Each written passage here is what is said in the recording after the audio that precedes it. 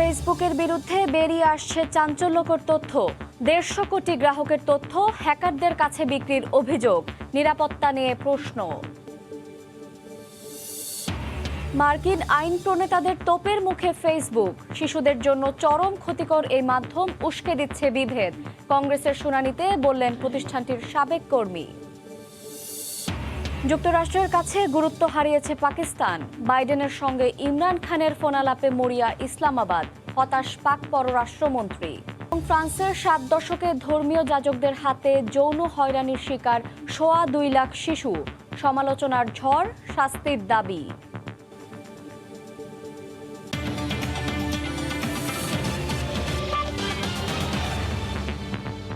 আন্তর্জাতিক সময়ের সঙ্গে আছি শায়লা রহমান ইমা। এবার মার্কিন আইন প্রণেতাদের তোপের মুখে ফেসবুক। সামাজিক যোগাযোগের এ মাধ্যমটি শিশুদের জন্য ক্ষতিকারক। এটি গণতান্ত্রিক ব্যবস্থাকেও দুর্বল করে দেয়, এমনই সব অভিযোগ উঠেছে। এছাড়া তথ্য ফাঁসের অভিযোগও দিন দিন জোরালো হচ্ছে। এমন নানা মাত্রিক অভিযোগ তদন্তের দাবি উঠেছে মার্কিন সিনেটে।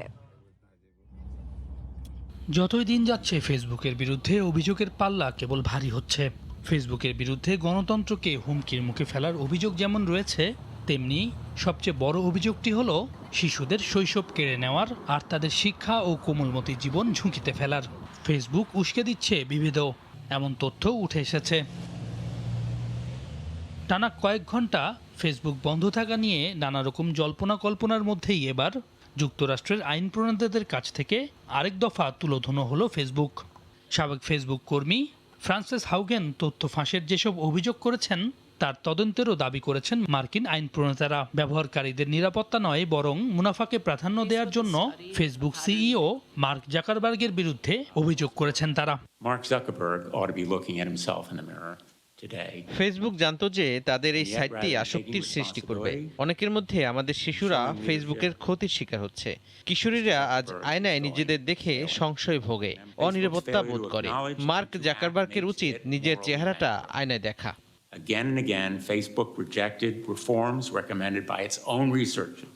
ফেসবুক ও এর দুই প্রধান সার্ভিস ইনস্টাগ্রাম ও হোয়াটসঅ্যাপ বিভ্রাটের একদিন পর মঙ্গলবার যুক্তরাষ্ট্রে কংগ্রেসের শুনানিতে সাক্ষ্য দিতে যান ফ্রান্সিস হাউগেন। সেখানে তিনি বলেন, অন্তত ৬ ঘন্টার জন্য ফেসবুক বিভেদ ছড়ানো এবং তরুণীদের মানসিক স্বাস্থ্যের জন্য ক্ষতির কাজে ব্যবহৃত হয়নি।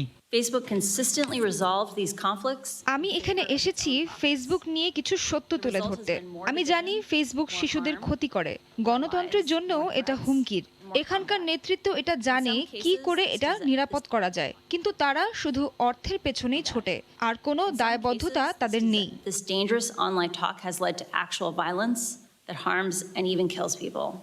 সাম্প্রতিক সময়ে যুক্তরাষ্ট্রে দুই দলের একসঙ্গে কোনো বিষয়ে একমত হওয়ার বিষয়টি বিরল। ঠিক তখনই ফেসবুক নিয়ে কংগ্রেসের শুনানিতে তীব্র সমালোচনা করতে দেখা গেছে ডেমোক্রেট ও রিপাবলিকান দুই পক্ষকেই। ফেসবুক সিইও মার্ক জাকারবার্গকেও কংগ্রেসে কমিটির সামনে হাজির হয়ে সাক্ষ্য দেওয়ার দাবি জানান সিনেটর রিচার্ড। একই সঙ্গে সোশ্যাল মিডিয়া কোম্পানির বিরুদ্ধে তদন্ত করার জন্য সিকিউরিটিজ অ্যান্ড এক্সচেঞ্জ কমিশন ও ফেডারেল ট্রেড কমিশনকে আহ্বান জানান তিনি। সৈয়দ ইফতেখার, সময় সংবাদ। ১৫০ কোটি ফেসবুক গ্রাহকের তথ্য বিক্রি হয়ে গেছে একটি হ্যাকার ফোরামের কাছে। এমনই চাঞ্চল্যকর তথ্য প্রকাশ পেয়েছে প্রায় ৬ ঘন্টা ফেসবুক বন্ধ থাকার পরদিন। রোমানিয়া ভিত্তিক সাইবার নিরাপত্তা গবেষণা প্রতিষ্ঠান প্রাইভেসি অ্যাফেয়ার্সের ওয়েবসাইটে প্রকাশিত প্রতিবেদনে এ তথ্য জানানো হয়েছে। এ অবস্থায় প্রশ্ন উঠেছে ফেসবুক ব্যবহারের নিরাপত্তা নিয়ে। ফেসবুক সদর দপ্তর যুক্তরাষ্ট্রের ক্যালিফোর্নিয়া থেকে লস্কর আল মামুনের বিশেষ রিপোর্ট। ফেসবুকের ইতিহাসে ২০১৯ সালের পর এমন বড় ধরনের বিপর্যয়ের ঘটনা আগে কখনো ঘটেনি। এত দীর্ঘ সময় বন্ধ থাকেনি সামাজিক যোগাযোগ এই মাধ্যমটি। ফেসবুক বিভ্রাট বা বিপর্যয়ের ঠিক পরদিনই প্রকাশিত প্রাইভেসি অ্যাফেয়ার্সের এই প্রতিবেদন নতুন চমকের সৃষ্টি করেছে। যদিও প্রাইভেসি অ্যাফেয়ার্স বলেছে ৪ অক্টোবরের বিপর্যয়ের সঙ্গে ১৫০ কোটি ব্যবহারকারীর তথ্য বিক্রির কোনো সম্পর্ক নেই। এই ঘটনা ঘটেছে সেপ্টেম্বরের শেষ সপ্তাহে। ফেসবুকের একজন মুখপাত্রও মঙ্গলবার এক বিবৃতিতে জানিয়েছেন, বিপর্যয়ের এ সময়ে কোনো ব্যবহারকারীর ডাটা বেহাত হওয়ার প্রমাণ মেলেনি। তবে অনেক বিশ্লেষকই মনে করছেন এই বন্ধ থাকার পেছনে রয়েছে অন্য কোনো বড় কারণ। প্রাইভেসি অ্যাফেয়ার্স মঙ্গলবার ওয়েবসাইটে প্রকাশিত প্রতিবেদনে জানিয়েছে, সাম্প্রতিক সময়ে ফেসবুক প্রায় 150 কোটি গ্রাহকের তথ্য একটি হ্যাকার ফোরামের কাছে বিক্রি করেছে। এই বিক্রির ক্ষেত্রে প্রতি 1 মিলিয়ন বা 10 লাখ ব্যবহারকারীর তথ্যের জন্য $5,000 মূল্য পরিশোধ করতে হয়েছে ক্রেতা হ্যাকার ফোরামকে। অর্থাৎ 150 কোটি ফেসবুক ব্যবহারকারীর ব্যক্তিগত তথ্য কিনতে হ্যাকার ফোরামের ব্যয় হয়েছে $7,50,000। ফেসবুকের বিপর্যয়ের ব্যাপারে সংশ্লিষ্ট বিশেষজ্ঞ সূত্রে আরও জানা যায়, রাউটারে নতুন কনফিগারেশনটি চলছিল ফেসবুক, মেসেঞ্জার, ইনস্টাগ্রাম এবং হোয়াটসঅ্যাপের মধ্যে একটি কমন সুইচ প্ল্যাটফর্ম তৈরির জন্য। এর মাধ্যমে ফেসবুক এবং এর অধীন মাধ্যমগুলোর মধ্যে প্রয়োজনীয় ডাটা দেয়া নেওয়া সহজ হতো। সেই কাজটি চলমান থাকা অবস্থায় পুরা রাউটিং ব্যবস্থায় বড় ধরনের কারিগরি ত্রুটি দেখা দেয় এবং ফেসবুক ও এর অধীন সবগুলো অনলাইন সেবা বন্ধ হয়ে যায়। শেষ পর্যন্ত সেই কারিগরি ত্রুটি সারিয়ে তোলার প্রাথমিক কাজটি সম্পন্ন হয়েছে। এখন আগের ত্রুটিগুলির দিকে লক্ষ্য রেখে কনফিগারেশনের কাজ চলছে। সূত্র আরও জানায়, এবার বিপর্যয়ের ক্ষেত্রে 2019 সালের মতো সার্ভারের ত্রুটি ঘটেনি। সেবার ফেসবুক বন্ধ ছিল টানা 14 ঘন্টা। বিশ্বের 1 নম্বর সামাজিক যোগাযোগ মাধ্যম ফেসবুক যেন আমাদের জীবনের অংশ। মানুষের মৌলিক তথ্য সেবাদানকারী এই প্রতিষ্ঠানটি ছাড়া যেন আমাদের এক মুহূর্ত চলে না। লস্কর আল মামুন, সময় সংবাদ, ফেসবুক সদর দপ্তর, 1 হ্যাকারওয়ে, মেনলো পার্ক, ক্যালিফোর্নিয়া। এ বিষয়ে বিস্তারিত জানাতে এই মুহূর্তে ক্যালিফোর্নিয়ায় আছেন সহকর্মী লস্কর আল মামুন। সরাসরি যাচ্ছে তার কাছে। মামুন, ইমা, এই মুহূর্তে যদি প্রশ্ন করা হয় যে জনপ্রিয় সামাজিক যোগাযোগ মাধ্যম ফেসবুক বিহীন এক মুহূর্ত আমাদের কেমন কাটে, নিশ্চয়ই এই প্রশ্নের উত্তরটি আমাদের সকলেরই জানা যে এই জনপ্রিয় মাধ্যমটি বিহীন আমাদের কতটা যে অসহায়ত্বর মতো মনে হবে সেটি কিন্তু বলে দিচ্ছে যে ফেসবুক কত জনপ্রিয়। অর্থাৎ এমন একটি জনপ্রিয় সামাজিক যোগাযোগ মাধ্যমের এই যে একটি বিপর্যয়ের ঘটনা, এই বিপর্যয়ের ঘটনার পরে সেই ফেসবুককেই কিন্তু তোপের মুখে ফেলেছে মার্কিন যুক্তরাষ্ট্রের সিনেটে।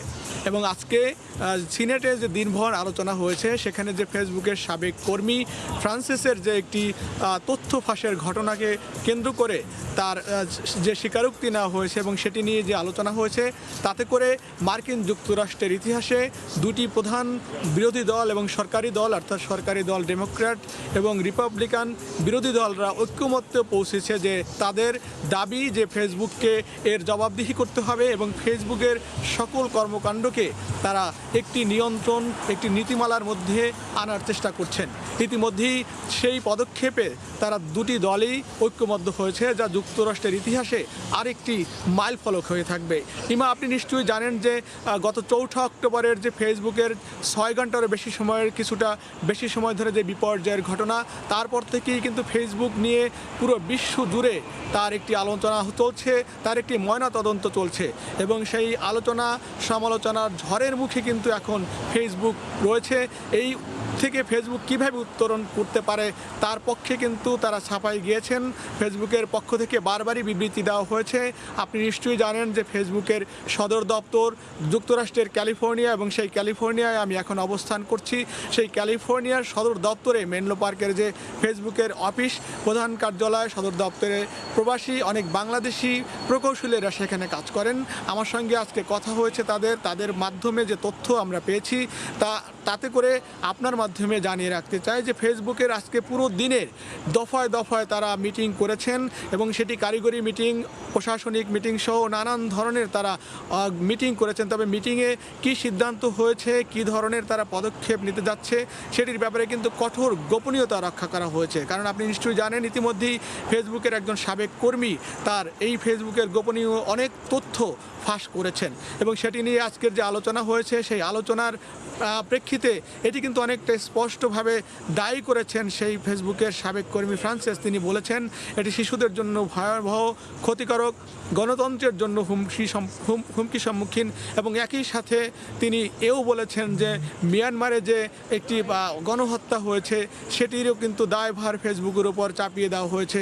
এবং আরও একটি বিষয় আপনি নিশ্চয়ই জানেন যে সাম্প্রতিককালের 6 জানুয়ারি যুক্তরাষ্ট্রের ক্যাপিটল হিলে ট্রাম্প সমর্থকদের যে হামলার ঘটনা, সেই হামলার ঘটনার সাথেও ফেসবুকের একটি বিরাট অংশ, একটি বিরাট ভূমিকা রয়েছে সেটি তারা বলতে চাচ্ছেন, এবং সেই তথ্য নিয়ে কিন্তু আজকে সিনেটে অনেক আলোচনা হয়েছে এবং আলোচনার শেষে রিপাবলিকান সিনেটর এবং ডেমোক্রেটিক সরকার দলীয় ডেমোক্রেট সিনেটররা ঐক্যমত্যে পৌঁছেছেন যে তাদের জবাবদিহি করতে হবে, এবং তারাও চাচ্ছেন যে অনতিবিলম্বে এই ফেসবুকের যে কর্ণধার জাকারবার্গকে কিন্তু এই বিতর্কের মধ্যে তাকে নিয়ে আসার দাবি জানানো হয়েছে, এবং একই সঙ্গে পৃথক তদন্ত কমিটি করারও দাবি জানানো হয়েছে। অর্থাৎ খোদ যুক্তরাষ্ট্রের এই দাবি ওঠা এবং এই পদক্ষেপ নেওয়া এই মুহূর্তে সেটি কিন্তু একটি বড় ঘটনা, এবং এটি ফেসবুকের জন্য একটি, আমি মনে করি, এবং শুধু আমি নয়, সংশ্লিষ্ট সকলেই মনে করছেন যে ফেসবুকের ভবিষ্যৎ নিয়ে একটি প্রশ্ন দেখা দিয়েছে। তাহলে ফেসবুকের ভবিষ্যৎটি কি হতে যাচ্ছে, কি সিদ্ধান্ত আসবে, এবং সেটি ক্ষেত্রে ফেসবুক কিভাবে সেটিকে নিয়ন্ত্রণ বা সেটিকে মোকাবেলা করবে, সেটি কিন্তু এখন একটি বড় বিষয়, বড় প্রশ্ন হিসেবে দেখা দিয়েছে।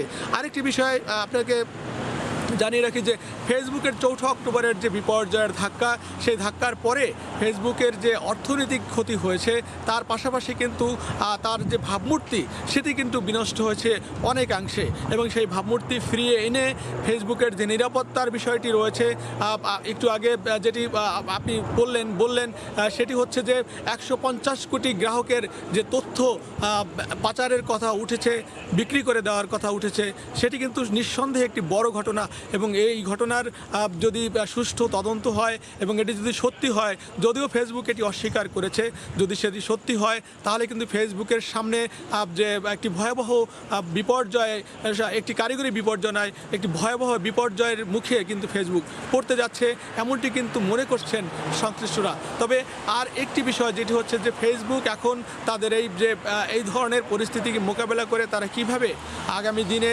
তাদের এই জনপ্রিয় সামাজিক যোগাযোগ যে মাধ্যমটি রয়েছে সেই মাধ্যমটিকে তারা কিভাবে টিকিয়ে রাখবে। আপনি নিশ্চয়ই জানেন ইতিমধ্যে যে 4 অক্টোবরের ফেসবুক বিপর্যয়ের পরে এর যে একটি অর্থনৈতিক যে ক্ষতি, সেটি কিন্তু একটি বড় ক্ষতি হয়েছে। আপনি নিশ্চয়ই জানেন যে প্রায় 5% শেয়ার তাদের কমে গেছে, এবং আপনি নিশ্চয়ই জেনেছেন ইতিমধ্যে যে মাইক্রোসফটের বিল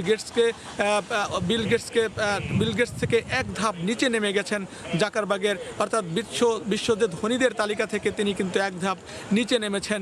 তবে এখন প্রশ্ন হচ্ছে যে এই অর্থনৈতিক ক্ষতি কাটিয়ে ওঠে এবং সামনে ফেসবুকের যে ভবিষ্যৎ সেটি কি হবে, কিভাবে তারা উত্তরণ করবে, সেটি কিন্তু এখন প্রশ্নের মধ্যে রয়েছে, এবং সেটি দেখার জন্য কিন্তু পুরো বিশ্বে উন্মুখ হয়ে তাকিয়ে রয়েছে। তো এই ছিল মার্কিন যুক্তরাষ্ট্রের ক্যালিফোর্নিয়ার থেকে ফেসবুকের বিপর্যয়ের সবশেষ আমার কাছে।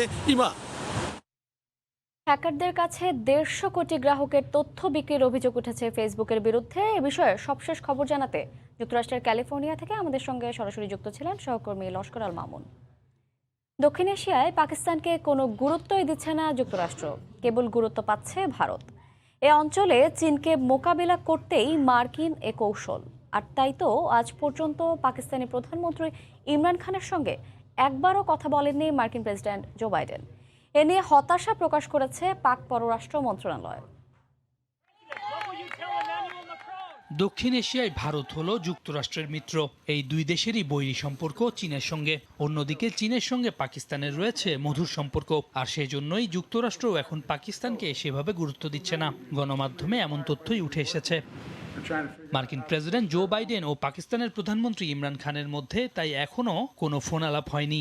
এটি আয়োজনে প্রভাবশালী এক পাকিস্তানি আমেরিকানকে ব্যবহার করছে ইসলামাবাদ। নিজস্ব সূত্রের বরাত দিয়ে এই খবর দিয়েছে দেশটির গণমাধ্যম দ্য এক্সপ্রেস ট্রিবিউন। সাধারণ প্রথা অনুযায়ী নতুন নির্বাচিত মার্কিন প্রেসিডেন্ট পাকিস্তানের প্রধানমন্ত্রীর সঙ্গে কথা বলেন। তবে গত জানুয়ারিতে দায়িত্ব নেওয়ার পরও পাকিস্তানের প্রধানমন্ত্রী ইমরান খানের সঙ্গে কথা বলেননি জো বাইডেন। তার পূর্বসূরি ডোনাল্ড ট্রাম্প নির্বাচনী প্রচারণায় পাকিস্তানের সমালোচনা করলেও শপথ নেয়ার আগেই পাকিস্তানের তৎকালীন প্রধানমন্ত্রী নওয়াজ শরীফের সঙ্গে কথা বলেন। বাইডেন কেন পাকিস্তানের প্রধানমন্ত্রীর সঙ্গে কথা বলেননি তা নিয়ে হোয়াইট হাউস কোনো কিছু স্পষ্ট করেনি। তবে বিশ্লেষকদের ধারণা, এর মধ্য দিয়ে ইঙ্গিত পাওয়া যাচ্ছে যুক্তরাষ্ট্রের কাছে পাকিস্তান আর কোনো অগ্রাধিকার বহন করে না। এই ইস্যুতে ইসলামাবাদ হতাশা প্রকাশ করলেও সম্প্রতি এক সাক্ষাৎকারে প্রধানমন্ত্রী ইমরান খান বলেছেন প্রেসিডেন্ট হয়তো ব্যস্ত রয়েছেন। এক্সপ্রেস ট্রিবিউন জানিয়েছে পাকিস্তান এখন অনানুষ্ঠানিক চ্যানেল ব্যবহার করে প্রেসিডেন্ট বাইডেনের সঙ্গে যোগাযোগের চেষ্টা চালাচ্ছে। এই উদ্দেশ্যে প্রভাবশালী পাকিস্তানি আমেরিকানদের ব্যবহার করে দুই নেতার ফোনালাপ করানোর চেষ্টা করা হচ্ছে। ওই প্রভাবশালী পাকিস্তানি আমেরিকান প্রেসিডেন্ট বাইডেনের বন্ধু, আর তাই তো ইসলামাবাদ তার মধ্যস্থতা ব্যবহারের চেষ্টা করছে। তবে সরকারিভাবে এমন প্রস্তাব উত্থাপিত না হওয়ায় এখনই এ নিয়ে কোনো মন্তব্য করতে চায়নি পাকিস্তানের পররাষ্ট্র মন্ত্রণালয়। অতীতেও ফ্রান্সের ক্যাথলিক চার্চে ধর্মীয় যাজকদের হাতে যৌন হয়রানির শিকার হয়েছে 2,16,000 শিশু। মঙ্গলবার প্রকাশিত এক প্রতিবেদনে এ তথ্য জানিয়েছে এ সংক্রান্ত তদন্ত কমিশন। 1950 থেকে বর্তমান সময় পর্যন্ত ক্যাথলিক চার্চে যাজকদের মাধ্যমে নির্যাতিত হয় শিশুরা। প্যারিস থেকে মোহাম্মদ লুৎফর রহমান বাবুর রিপোর্ট। ফ্রান্সে 1950 সালের পর থেকে গেল কয়েক দশকে চার্চের যাজক ও উচ্চপদস্থ ধর্মীয় কর্মকর্তাদের দ্বারা 2 লাখেরও বেশি শিশু যৌন নির্যাতনের শিকার হয়েছেন। চার্চের যৌন নির্যাতন তদন্তে গঠিত স্বাধীন ও নিরপেক্ষ কমিশনের প্রতিবেদনে এমন চাঞ্চল্যকর ও ভয়াবহ চিত্র উঠে আসে। যৌন নির্যাতনের শিকার হওয়া এসব শিশুদের মধ্যে অধিকাংশই ছিল ছেলে শিশু, যাদের বয়স ছিল 10 থেকে 13 বছর। এ তদন্ত কমিশনের সাথে যুক্ত ছিলেন ডাক্তার, ইতিহাসবিদ, সমাজবিজ্ঞানী ও ধর্মতত্ত্ববিদরা। 2.5 বছর ধরে চলা এ তদন্তের সাথে 6,500-এর বেশি সাক্ষীর সাথে যোগাযোগ করা হয়েছে বলেও জানা গেছে। 2500 পৃষ্ঠার এ প্রতিবেদনে দেখা গেছে ভুক্তভোগীদের বেশিরভাগই সমাজের বিভিন্ন শ্রেণীর বালক। আর এ প্রতিবেদনটি তৈরি করা হয়েছে চার্চ, আদালত ও পুলিশের আর্কাইভে সংরক্ষিত বিভিন্ন দলিলপত্র ও যৌন নির্যাতনের শিকার হওয়া শিশুদের সাক্ষাৎকারের উপর ভিত্তি করে। সাম্প্রতিক সময়ে বিভিন্ন দেশে এমন যৌন নির্যাতনের ঘটনার কেলেঙ্কারি ফাঁস হওয়ার পর 2018 সালে ফরাসি ক্যাথলিক গির্জা কর্তৃপক্ষ এই ঘটনার তদন্তের আদেশ দেয়। আর কমিশন প্রধান বলেছেন, এই সংখ্যাগুলো সবার মধ্যে যেমন উদ্বেগ বাড়িয়েছে, তেমনি এই ঘটনা বেশ ভয়ঙ্কর। একই সাথে তিনি বলেন, 2000 সালের গোড়ার দিকে ক্যাথলিক চার্চ কর্তৃপক্ষ আক্রান্তদের সাথে নিষ্ঠুর উদাসীন আচরণ করে। ভিকটিম অ্যাসোসিয়েশনের সভাপতি বলেছেন, এই প্যানেল এমন 22টি তথ্য প্রমাণ কৌশলীদের হাতে তুলে দিয়েছে, যা দ্বারা এখন ফৌজদারি পদক্ষেপ নেওয়া সম্ভব। ফ্রান্সের প্যারিস থেকে মোহাম্মদ লুৎফর রহমান বাবু, সময় সংবাদ। ভারতে কোভিডে মারা যাওয়া প্রত্যেক ব্যক্তির পরিবারকে 50,000 রুপি করে সহায়তা দিতে হবে সরকারকে। দেশটির সুপ্রিম কোর্ট এমনই নির্দেশনা দিয়েছেন, যাতে বিপুল অঙ্কের অর্থ খরচ হবে সরকারের, জানিয়ে কপালে চিন্তার ভাঁজ মোদি প্রশাসনের। ভারতে কোভিডে মারা যাওয়া প্রত্যেকের পরিবারকে 50,000 রুপি করে দেওয়ার আদেশ দিয়েছেন সুপ্রিম কোর্ট। এই আদেশের কারণে কয়েক হাজার কোটি রুপির যোগান দিতে হবে দেশটির সরকারকে। এ নিয়েই এখন চলছে আলোচনা। কোভিডে মারা যাওয়া প্রত্যেক ভারতীয় নাগরিকের জন্য তাদের পরিবারকে এই অর্থ দিতে হবে। পরিবারের পক্ষ থেকে আবেদন করার 30 দিনের মধ্যে অর্থ পরিশোধ করতে নির্দেশ দিয়েছেন আদালত। মহামারী শুরুর পর ভারতে সরকারি হিসেবে করোনা ভাইরাসে মারা গেছেন 4.5 লাখ মানুষ। দিন দিন বাড়ছে এ সংখ্যা। 4.5 লাখের চেয়ে প্রকৃত সংখ্যা কয়েক গুণ বেশি বলে স্বাস্থ্য বিশেষজ্ঞদের ধারণা। সরকারি হিসেবেও যদি ধরা হয়, তারপরও এই সংখ্যক মানুষের জন্য সহায়তা করতে গেলে ভারত সরকারকে প্রায় 2,500 কোটি রুপি গুনতে হবে। কারা এই সহায়তার যোগ্য বিবেচিত হবেন তার সংজ্ঞাও নির্ধারণ করে দিয়েছেন আদালত। সেখানে বলা হয়েছে, RT-PCR বা ক্লিনিক্যাল পরীক্ষায় কোভিড পজিটিভ আসার 30 দিনের মধ্যে যাদের মৃত্যু হয়েছে তাদের পরিবার এর আবেদন করতে পারবেন। আদালত বলেছেন, ডেথ সার্টিফিকেটের কারণ দেখিয়ে কোনো রাজ্য কারো সহায়তার আবেদন এড়িয়ে যেতে পারবে না। এর ফলে আবেদনের সংখ্যা কয়েক গুণ বেড়ে যাবে বলে ভারতীয় কর্মকর্তাদের ধারণা। যে আইনজীবীর করা জনস্বার্থ মামলায় ভারতের সর্বোচ্চ আদালত এই আদেশ দিয়েছেন, সেই গৌরব কুমার বানসাল জানান, সরকারের জন্য এটি বিরাট বড় দায়িত্ব। ভারতের 140 কোটি মানুষের 6% বেশি দারিদ্র্য সীমার নিচে বাস করেন। দেশটির জাতীয় দুর্যোগ মোকাবেলা আইন অনুযায়ী ঘূর্ণিঝড়, বন্যা বা অন্য কোনো প্রাকৃতিক দুর্যোগে কারো মৃত্যু হলে পরিবারকে 4 লাখ রুপি করে দেওয়ার কথা বলা হয়েছে। আইনজীবীরা বলছেন, কোভিড মহামারীকে যেহেতু দুর্যোগ ঘোষণা করা হয়েছে, সেহেতু এ রোগে মারা যাওয়া নাগরিকদের পরিবারের ওই সহায়তা পাওয়ার অধিকার রয়েছে। সৈয়দ ইফতেখার, সময় সংবাদ। কাতারে করোনা পরিস্থিতির উন্নতি হতে থাকায় বাধ্যতামূলক মাস্ক ব্যবহারে শিথিলতা এসেছে। খোলা জায়গায় বা রাস্তায় বের হলে মাস্ক পরতে হবে না। কাতার সরকারের এমন সিদ্ধান্তে স্বস্তি বিরাজ করছে প্রবাসী বাংলাদেশিদের মধ্যে। তবে গণজমায়েত ও দোকানপাটে এখনও মাস্ক পরা বাধ্যতামূলক। কাতার প্রতিনিধি আনোয়ার হোসেন মামুনের তথ্য ও ছবি নিয়ে রিপোর্ট।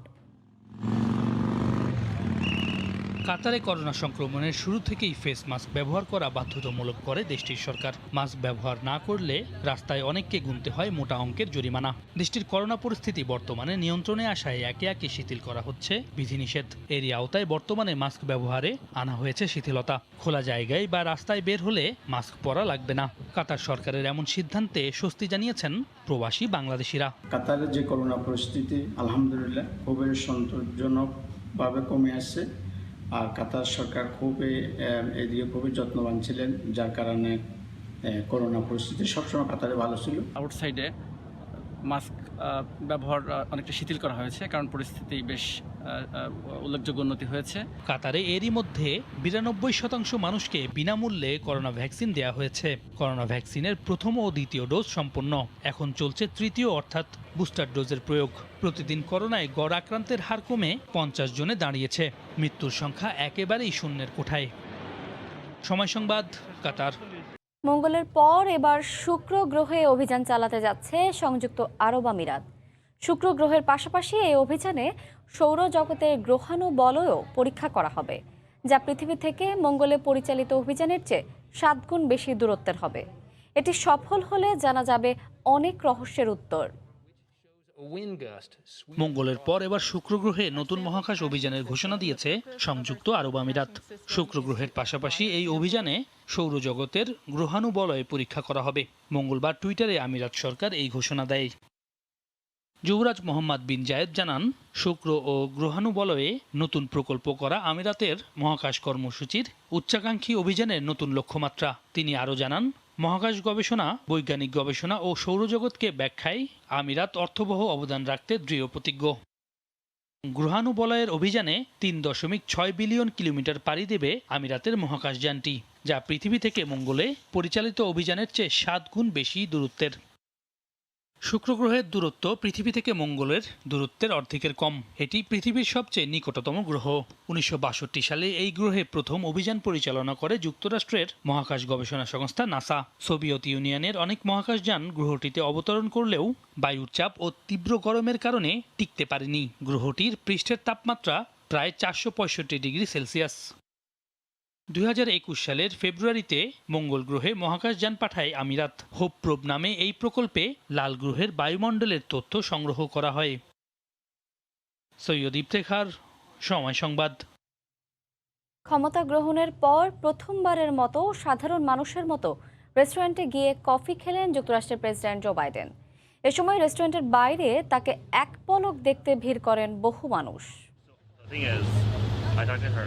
হঠাৎ রেস্টুরেন্টের বাইরে থামলো গাড়ি, আর তাতে হতভম্ব আশপাশের মানুষ, কারণ গাড়ি থেকে নামছেন যুক্তরাষ্ট্রের প্রেসিডেন্ট জো বাইডেন।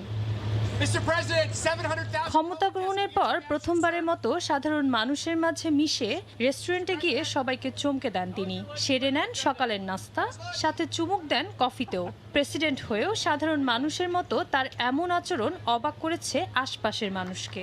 অনেকেই আবার এত কাছ থেকে জো বাইডেনকে দেখে বিশ্বাস করতে পারছিলেন না নিজের চোখকে। রোববার ওয়েলমিংটনের একটি রেস্টুরেন্টে এভাবেই দেখা যায় জো বাইডেনকে। এ সময় রেস্টুরেন্টের বাইরে তাকে এক পলক দেখতে ভিড় করেন বহু মানুষ। যাবার সময় সাংবাদিকের নানা প্রশ্নের উত্তর এড়িয়ে যান বাইডেন। তবে তাদের মধ্যে একজন প্রশ্ন করেন, স্যার, সকালের নাস্তা কেমন ছিল? জবাবে বাইডেন বলেন, অসাধারণ। এরপর হাত নাড়িয়ে শুভেচ্ছা জানিয়ে গাড়িতে উঠে যান বিশ্বের ক্ষমতাধর রাষ্ট্রের প্রেসিডেন্ট। জিনিয়া শেখ, সময় সংবাদ। গত বছর কোভিডের কারণে পূজার কেনাকাটা করতে পারেননি অনেকেই। তবে এবার করোনার টিকা নেওয়া ও সংক্রমণ কমার কারণে মার্কেটে ভিড় বেশি। কলকাতার নিউ মার্কেট এলাকা থেকে সেই খবর জানাচ্ছেন সুব্রত আচার্য। ক্যামেরায় ছিলেন বিশ্বজিৎ দাস। কেনাকাটায় জমজমাট কলকাতার নিউ মার্কেট। পূজার শুরুর আগে শেষ মুহূর্তে পছন্দের জিনিস কিনতে ব্যস্ত সাধারণ মানুষ। উৎসবের 16 আনা পূর্ণ করতে কমতি রাখছেন না কোনো কিছুরই। এইটা একটু এনজয়, তাতে কোভিড হোক বা না হোক, মরি বাঁচি, বছরে দুর্গামা একবারই আসবে, তো এনজয় করব। এমনি জাস্ট দেখতে এসেছি, নেবো, যদি ভালো লাগে তো নেবো, না তো নেবো। আমাদের রাজ্য সরকার যে আছে অনেক ছুট দিয়ে রেখেছে, পাবলিককে সবই সুবিধা দিয়ে গেছে, এই জন্য ভিড়টা বেশি আছে। দুর্গাপূজাকে কেন্দ্র করে বিক্রি বাড়ায় খুশি ব্যবসায়ীরা। করোনার কারণে দীর্ঘদিনের লোকসান কাটিয়ে ওঠার আশা করছেন তারা। গতবার পুজো করতে পারেনি, এবার লোকরা একটু চান্স পেয়েছে, তারা ভ্যাকসিনেশন করা হয়েছে। আর নেক্সট থার্ড ওয়েভের চান্সটা কম মনে হচ্ছে, ওই জন্য লোক বেশি বেরিয়েছে রাস্তায়। মানে মালটা দেখে কাস্টমার চলে আসছে, মানে বেচা কিনেও হচ্ছে মোটামুটি আমার 60% হচ্ছে। আগামী 11ই অক্টোবর থেকে দুর্গাপুজোর আনুষ্ঠানিকতা শুরু হবে। তবে করোনা সংক্রমণ বাড়ার আশঙ্কায় গতবারের মতো এবারও পূজা মণ্ডপে প্রবেশ নিষেধ করেছেন কলকাতা হাইকোর্ট। মেনে চলতে হবে স্বাস্থ্যবিধিও। তবে স্বাস্থ্যবিধি মানার বালাই নেই কলকাতার শপিং মলগুলোতে। গত বছর করোনার বাড়বাড়ন্তের কারণে বাঙালি হিন্দুরা যেমন পুজোর শপিং থেকে বঞ্চিত ছিলেন, সেরকমই পুজো উদযাপনেও ছিল অনেক বাধা। তবে এবছর করোনা সংকট খানিকটা কম এবং অনেকেই করোনার দুটো ভ্যাকসিনই নিয়েছেন। ফলে এই নিউ মার্কেটে হুমড়ি খেয়ে পড়েছে পুজোমুখী বাঙালি হিন্দুরা। কলকাতার নিউ মার্কেট থেকে সুব্রত আচার্য, সময় সংবাদ। এবার সাফের খবর। ভারতের বিপক্ষে চমক জায়গা নিয়ে পারফরমেন্সের পর সাফে বাংলাদেশ মালদ্বীপের ম্যাচের টিকিট নিয়ে ব্যাপক চাহিদা তৈরি হয়েছে প্রবাসী বাংলাদেশিদের মধ্যে। ম্যাচের 10% টিকিট দেওয়ার কথা থাকলেও বাংলাদেশিদের দেওয়া হচ্ছে 4%, যা নিয়ে দেখা দিয়েছে চরম বিশৃঙ্খলা। প্রমাণ মিলেছে চড়া দামে কালোবাজারির।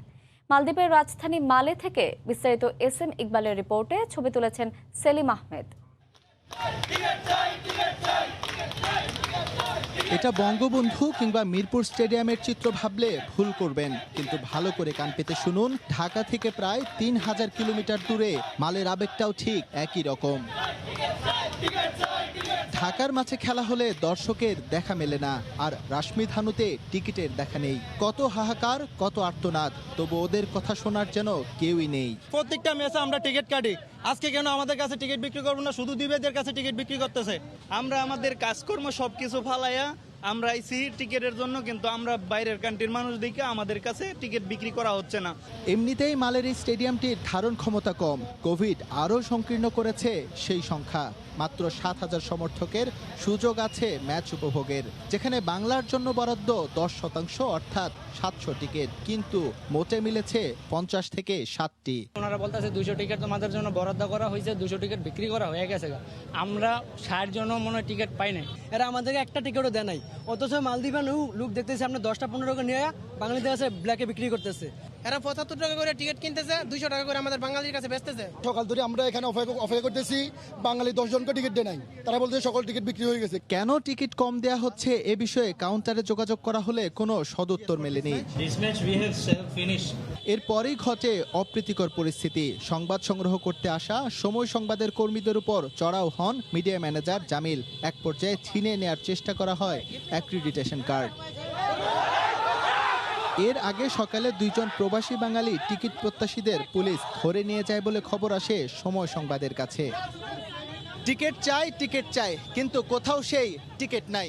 এই কথাটা মালদ্বীপিয়ানদের জন্য প্রযোজ্য না হলেও শতভাগ প্রযোজ্য বাঙালিদের জন্য।